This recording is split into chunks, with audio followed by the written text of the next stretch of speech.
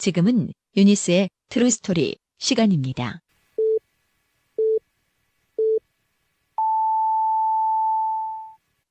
Hey everyone, welcome. Welcome to the MFY Music, the best free electronic dance music every day. This is the MFY Music Podcast. 어린이와 청소년의 눈으로 세상을 말합니다. 유니스의 True Story.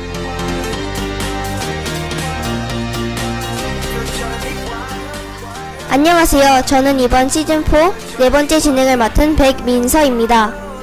새로운 정보가 시작되는 이 시점에서 다시 이슈화되고 있는 4대강 사업에 대해 청소년기 학생들은 어떤 생각을 하는지 이야기 나누어 보도록 하겠습니다.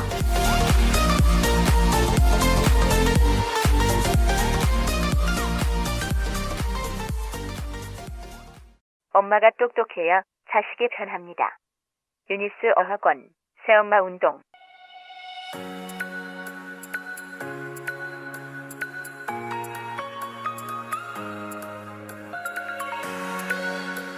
매주 수요일 오전 11시 세상 돌아가는 이야기를 통해 그동안 잊고 있었던 나 스스로와의 대화를 통해 내 인생의 후배들인 우리 아이들의 미래에 대해 이야기해봅니다. 자세한 사항은 데스크에 문의하세요.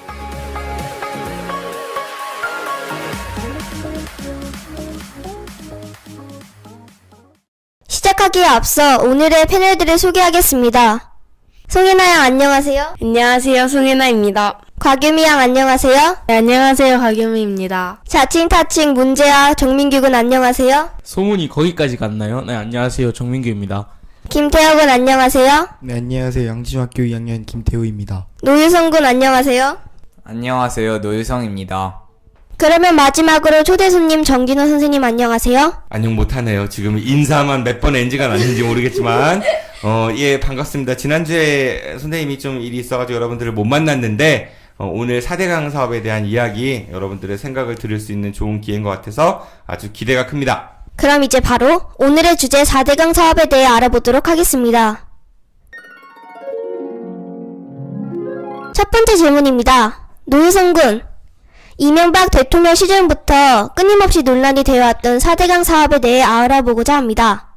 우선 4대강 사업은 원래 한반도 대운하 사업 공약이 그 출발점이라 들었는데 한반도 대운하 사업이 무엇인가요? 한반도 대운하 사업이란 부산에서 서울, 인천까지 이어지는 운하 건설을 통해 물류 운송을 할 뿐만 아니라 운하를 연결하는 강의 개발을 통해 관광산업의 부흥도 꾀하고자 했었습니다.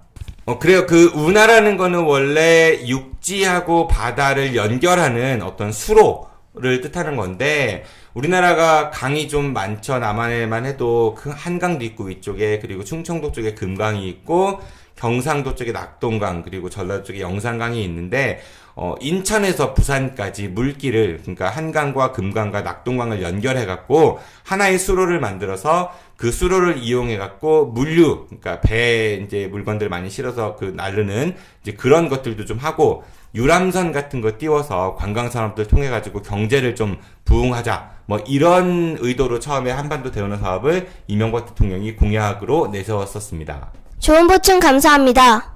그렇다면 민규군, 그 한반도 대운하 사업을 공약으로 한 이명박 당시 대통령 후보의 인기는 어땠나요? 당시 우리나라 경제가 좋지 않았고 이명박 후보가 서울시장 시절 청계천 복원사업과 버스 중앙차로제 등 굵직한 현안들을 일사천리로 해결해서 강한 추진력의 불도저라는 별명을 얻기도 했습니다. 이를 통해 한반도 대운하 사업 역시 경제 활성화에 도움이 될 것이라는 막연한 생각에 지지자들로부터 큰 인기를 얻었습니다. 그런데 한반도 대운하 사업이 왜 4대강 사업으로 바뀌게 되었나요? 한반도 대운하 사업 공약 이후에 그 사업에 필요한 사전 연구를 한 결과 국토가 좁은 우리나라 상황에 운하가 비효율적이고 사람들이 마시는 물의 원천인 강에 물류를 위한 배를 띄우다 사고로 기름이 유출된다면 사람들이 큰 불쾌함과 큰 재앙이 될 수도 있다는 점을 고려로 사업에 타당하지 않다는 결론이 내려졌고, 이에 이명박 대통령은 당선 이후에 우리나라의 고질적인 가뭄과 홍수 해결을 위해 4대강 경비 사업을 해야 된다고 계획을 변경한 것입니다. 4대강 사업은 그런 거죠. 그러니까 운하가 있으면은 얼핏 들으면은 관광도 하고 레저 그리고 물류를 효율적으로 이동하고 좋을 것 같긴 한데 막상 우리나라 사람들의 대부분의 식수원, 그러니까 맛있는 물의 근원은 강이거든요. 그런데 물류를 실은 배, 그러니까 짐 실은 배가 다니다가 좌초돼봐요. 그러면은 강이 오염되겠죠. 그러면 그 물을 우리가 마시기가 쉽지 않잖아요. 그렇죠? 그러니까 우리나라한테는 당장 큰 재앙이 될 수도 있는 그런 위험성들도 있었고, 그리고 우리는 이제 상대적으로 국토가 좁습니다. 그러니까 서울에서 부산까지 약 400km 정도 되는데 그거를 철도로 운송을 하나 아니면 배를 띄워 운송을 하나 큰 차이가 없다라는 거죠. 그러니까 효율적으로 따져봤을 때 거리가 짧아서. 그리고 또 배에다가 짐을 실어서 나르려면은 강의 깊이가 물 수심이 깊어야 돼요. 그래야 배가 뜨는데 우리나라 강은 상대적으로 수심이 얕아가지고 그런 것들도 역시 좋지 않다. 이런 이제 지적들이 많아가지고 한반도 대운하 사업은 결국은 이제 포기하게 됐고, 근데 얼마 안 있어갖고 우리나라가 가뭄과 홍수가 역대로 좀 그런 자연 재앙이 많았기 때문에 그거를 대비하기 위해 강을 한번 정비하자, 우리나라 4대강을. 그래서 사업을 4대강 정비 사업으로 한다고 정부에서 계획을 변경했었습니다. 아, 그렇군요. 저는 한반도 대운하 사업이 돈 때문에 논란이 된 건 줄 알았는데 그런 이유들이 있다니 참 신기합니다. 4대강 사업은 시작부터 논란이 많았다고 들었습니다. 어떤 논란이 있었나요? 네, 막대한 돈이 들어가는 국가 사업의 경우에는 그 사업을 시작하기 전에 그 사업이 타당한지에 대한 조사를 하게 되어 있습니다. 4대강 사업의 경우에는 약 23조 원의 돈이 들어가는데요. 타당성 조사가 너무 빠르게 진행되어서 부실 조사가 아니냐는 논란이 있었고, 강에 물을 보관하기 위해서 보를 설치하게 되면 강물이 흐르지 않고 고이게 되어서 막대한 환경 피해가 생긴다는 이유로 환경단체 등 많은 곳에서 반대를 했으나 이명박 정부는 이를 무시한 채 사업을 강행하게 되었습니다. 그 23조 원이라는 돈은 엄청난 돈입니다. 막대한 예산이죠. 그런 큰 돈을 쓰는 그런 큰 사업을 할 때는 반드시 사업을 시작하기 전에 이게 과연 타당한지 그런 걸 조사를 해봐야겠죠. 그리고 그 돈을 어디서 마련할 건지, 그리고 이 사업을 했을 때 정말 성공할 수 있는지 등등의 조사를 먼저 진행을 하고, 그래서 그 연구를 통해서 이게 가능하다 싶을 때 하는 건데, 이 4대강 사업은 그렇게 큰 규모임에도 불구하고 사전 조사가 너무 빨리 진행됐다는 거, 그리고 공사 시작도 너무나 빨리 진행됐다는 거. 실제로 그렇게 큰 사업은 10년 이상이 걸려도 전혀 이상하지 않다라고 생각할 수 있는데 이명박 대통령 임기 내에 3년 반인가요? 그거 만에 막 조사부터 공사 완공까지 후다다다닥 이루어졌다는 그런 얘기가 많이 있었지요. 역시 터줏대감 해나와 같은 좋은 답변이었습니다. 4대강 사업으로 인해 막대한 예산이 소요되었다고 들었습니다. 약 얼마 정도의 돈이 들었나요? 4대강 사업으로 인해 약 23조 원이라는 우리나라 역사상 단일 사업으로는 가장 많은 돈이 들었습니다. 참고로 세계 최고의 항공모함인 제럴드 포드 호의 건조 비용은 약 14조 원이라고 합니다. 정부는 이 예산을 마련하기 위해 수자원 공사 등의 사업비를 떠넘겼고, 적자분을 보전해주기 위해 강이나 하천 등의 개발 사업권을 수자원 공사에게 주었습니다. 이후 무분별한 개발 사업이 진행되었습니다. 그 제럴드 포드라는 그 항공모함은 전 세계에서 가장 이제 크고 비싸고 그리고 최고의 항공모함이라고 알려져 있습니다. 그거는 웬만한 나라의 해군력 하나보다 훨씬 더 세다고 하고요. 그리고 그 항공모함은 기름을 안 넣어요. 자체 발전소가 안에 있어요. 핵발전소가 있어가지고 영원히 꺼지지 않는 그런 발전을 통해서, 자가 발전을 통해가지고 운용되는 배인데, 그 배를 건조하는데 14조 원이 들었다니까. 이 4대강 사업의 규모가 얼마큼 돈이 많이 들었다는 거는 간접적으로 얘기할 수 있을 것 같고, 그리고 수자원 공사, 그 당시 정부가 돈이 없어가지고 수자원 공사에다가 대신 사업을 하라고 떠넘겼고, 그럼 이게 적자가 뻔한 사업이니까 수자원 공사의 적자를 보존해주기 위해서 강 주변을 개발할 수 있는 그런 독점 권한을 줍니다.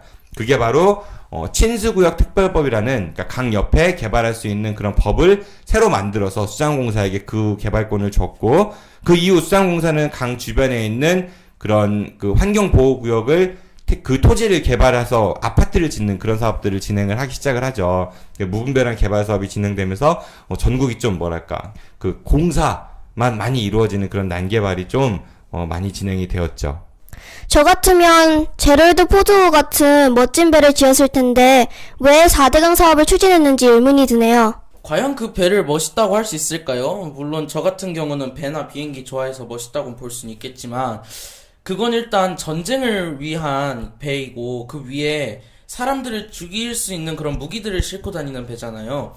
어떻게 보면은 그게 참 멋있다고 볼 수 없을 것 같습니다. 제가 민서 편을 좀 들자면, 민서는 제럴드 포드호가 멋지다고 얘기한 것이 아니라 그 23조 원이라는 엄청나게 막대한 예산을 헛돈 쓴 것이라고 얘기한 것 같습니다.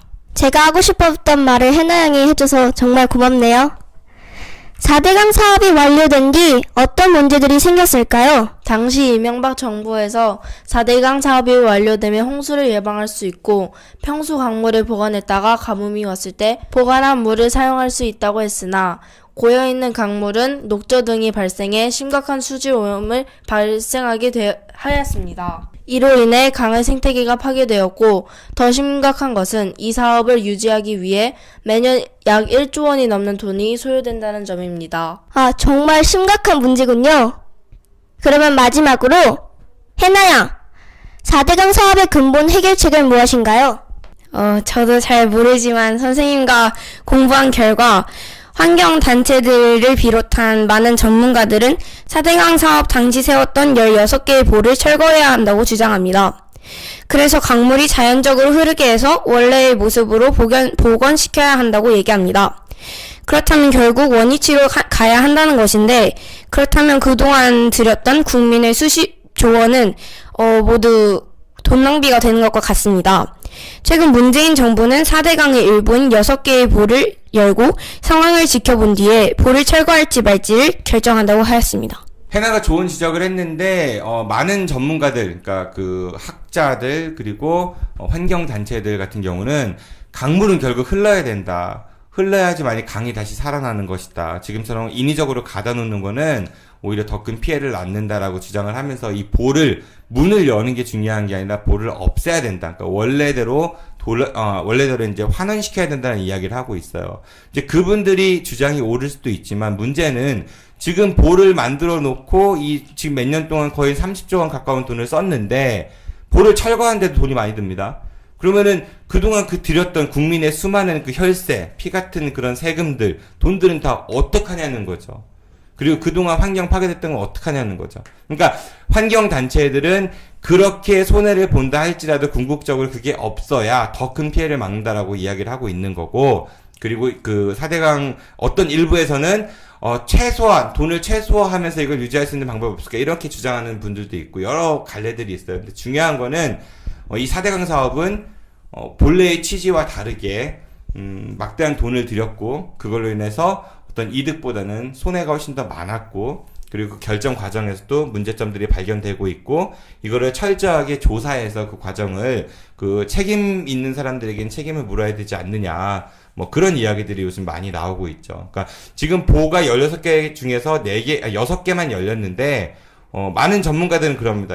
그 6개 말고도 더 많은 전면 개방을 해야 된다, 그런 주장을 하고 있고, 또 일부에서는 가뭄이 심각하다 보니까 지금은 보를 다 개방하지 말고 물을 좀 쓰자, 이런 주장을 하는 분들도 계세요. 그런데 실제로 4대강에 갇혀있는 물을 가뭄 지역에 보내는 게 지금 현재로서는 불가능합니다. 가장 가까이 떨어져 있는 농업 지역 같은 경우 30km 가까이 떨어져 있다고 하고요. 그 물을 보내는 도수관로가 산을 몇 개를 타야 된다, 따라서 현실성이 없다, 이런 이야기들도 하고 있고. 그래서 4대강 사업은 많은 문제점들이 고스란히 남겨져 있는 가장 많은 돈을 썼음에도 불구하고 그런 사업이라고 볼 수 있을 것 같습니다. 마지막 질문인 만큼 멋진 답변과 보충이었습니다. 어린이와 청소년의 눈으로 세상을 말합니다. 유니스의 트루 스토리. Countryside, would you take me home? When my heart 매주 수요일 오후 5시 유니스 어학원에서 어린이와 청소년을 위한 정치, 경제, 교육 등 다양한 시사 문제를 날카로운 시선으로 이야기해봅니다. 지금 유튜브에서 유니스 트루스토리를 검색해보세요.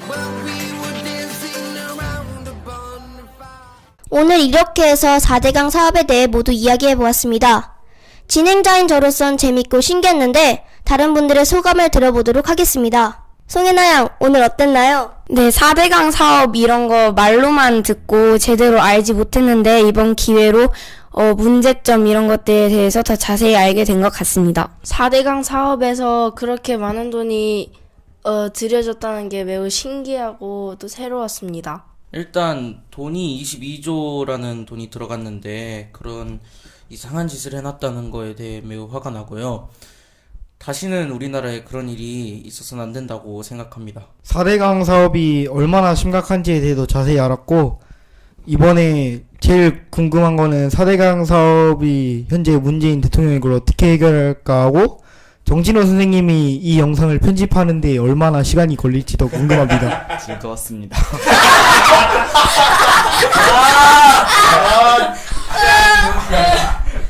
역시 유성 오빠다운 이상한 답변이네요. 네, 지금까지 시즌4 네 번째 진행을 맡은 백민서였습니다. 모두들 청취해주셔서 감사합니다.